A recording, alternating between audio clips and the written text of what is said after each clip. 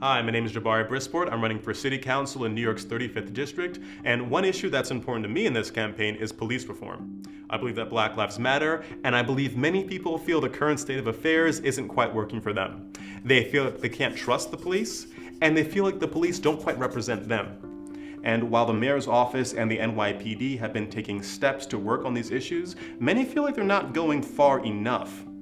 For example, de Blasio recently mandated that 100% of police officers must wear body cameras, but that's just the tip of the iceberg. What we need are meaningful structural changes to the NYPD that can bring about more trust and more representation to decrease police violence. So this campaign is targeting three areas: oversight, budgeting, and residency. Oversight of the NYPD is currently handled by the CCRB, the Civilian Complaint Review Board. It's a 13-person board appointed by 3 agencies, 5 by the mayor's office, 5 by the city council, and 3 by the police commissioner himself. What this lacks, though, is accountability due to the fact that it's appointed by city officials and the police.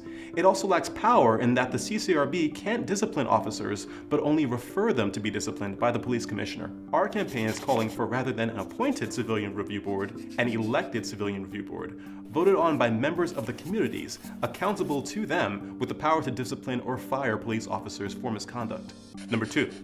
Budgeting for the NYPD is done in-house behind closed doors with no input from the community. This leads to more money being spent on body armor than body cameras. What our campaign is calling for is participatory budgeting of the NYPD. Participatory budgeting is a system we already have where local community members can vote on how citywide budget is spent in their communities, either on a local school or local bus stop. What we're saying in this campaign is to bring that system of participatory budgeting to the NYPD so that people from the community can go in and vote on how their precinct is spending money or the NYPD in general. Number 3.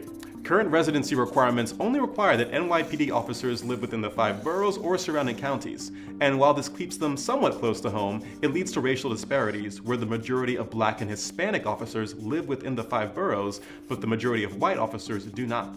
Only 62% of NYPD officers actually live within the 5 boroughs, many of them citing the cost of housing as a concern. And that's a whole nother video which we'll cover at a different time. But our campaign is calling for an increase in police officers actually living in the communities they serve.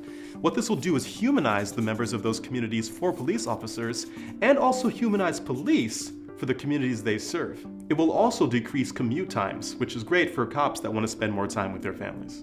If we take these steps in oversight, in budgeting, in residency, it will increase quality of life, increase quality of policing, and strengthen the bonds between police and the communities they serve. It'll save lives, not just of civilians, but that of cops too. We just gotta work together. I'm Jabari Brisport, and I approve this message.